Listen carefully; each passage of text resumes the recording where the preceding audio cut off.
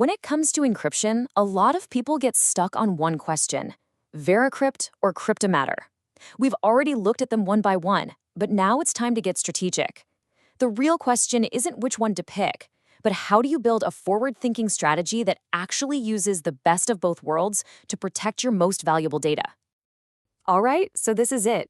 This is the final part of our 4-part series, and it's all based on that in-depth report from Virtualization Options LLC. We're diving straight into the deep end here, Chapter 4, which is all about strategy. It's about choosing the right tools, sure, but more importantly, it's about making them work together. So we finally land on the big question, right? VeraCrypt or Cryptomator? But what if I told you that framing it as a competition, as a versus, is actually missing the entire point? The real power here, the secret sauce, it doesn't come from picking a winner. It comes from understanding how to build a winning team. That's exactly right. We're going to completely shift our thinking here from versus to and. The goal isn't to declare one tool as the best and throw the other one out. It's about learning how to leverage each one where it gives you the absolute maximum bang for your buck, for your specific needs. Just think of it this way. It's like a toolbox, right? You would never ask if a hammer is better than a screwdriver. That's a silly question. You use the right tool for the right job. Well, encryption is no different. VeraCrypt, that's your heavy-duty sledgehammer, perfect for local fortification. And Cryptomator, that's your precision screwdriver for cloud-based agility. You really do need both in your toolbox. Okay, so to really get a handle on when to use that hammer and when to grab that screwdriver, we need to do a quick recap of what their core missions are. Let's just look at the key differences side by side. Now, this slide is fantastic because it just lays out their different DNAs so clearly. I mean, just look at the best 4 row. VeraCrypt is all about local, offline control. Think external hard drives, system partitions, that kind of thing. Cryptomator, on the other hand, was born and bred for the cloud. And that one difference in purpose, it dictates everything else, from its super user-friendly interface to how efficiently it works with services like Dropbox or Google Drive. So here's the crucial takeaway, the one thing to remember. VeraCrypt uses a monolithic all-or-nothing container. It's basically an impenetrable fortress for your local data. Cryptomator encrypts every single file individually, which makes it super agile and efficient for that constant back and forth of cloud sync. See? 2 totally different architectures for 2 very different battlefields. And this is where it all comes together. This brings us to the core idea of this whole explainer, the hybrid strategy. Instead of just choosing one, the most sophisticated organizations out there, they use both. They use them in a complementary way to create what's called a defense-in-depth security posture. It's really powerful stuff. So why bother doing this? Well, there are 3 huge reasons. First up is layered encryption. By using both, you're creating multiple, independent barriers that an attacker would have to break through. It's a huge pain for them. Second, operational segregation. You're not trying to force a square peg into a round hole, you're using the right tool for the right job. And finally, compliance. This kind of nuanced approach shows auditors you really thought through your data risks and applied the right controls. And this slide just brilliantly shows how it works in the real world. It's a simple but incredibly powerful workflow. You build your fortress locally with VeraCrypt, and then you use Cryptomator to securely transport that whole fortress to the cloud. It's genius. You get the absolute best of both worlds, maximum local security and seamless cloud access. Okay, theory is great, but let's see how this actually plays out in the real world. Let's look at how 2 very different organizations put this hybrid strategy into practice and got some pretty incredible results.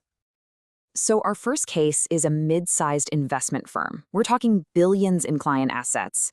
They had this dual challenge. They had to protect incredibly sensitive financial records, but they also had to let their advisory teams collaborate securely across multiple offices.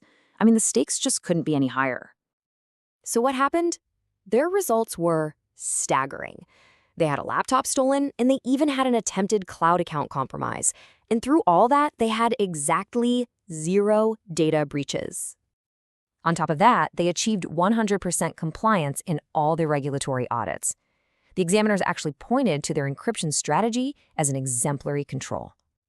And the bottom line, the really big number, they estimated that they avoided $2.4 million in potential costs from a breach. Now that is a powerful return on investment. All right, our second case study is a global tech company that went fully remote. Now, their security team, they were sharp.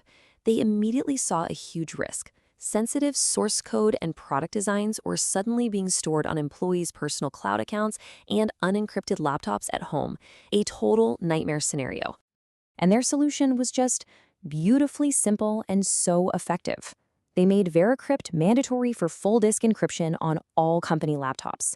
That protects against physical theft. Then they required Cryptomator for any company files stored in personal cloud accounts like Dropbox. They matched the right tool to the right threat, and it just worked perfectly.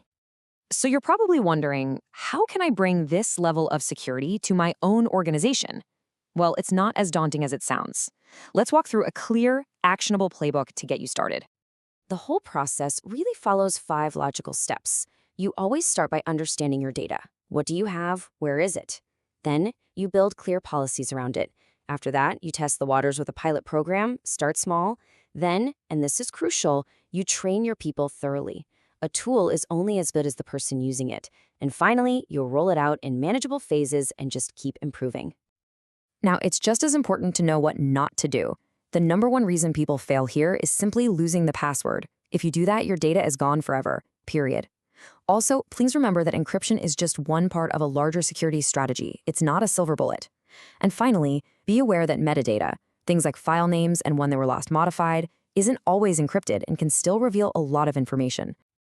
Okay, finally, let's look ahead for a minute. The world of data security, as you know, never stands still. Understanding what's coming down the pike is key to making sure your strategy stays robust for years to come. There are really 3 major trends on the horizon.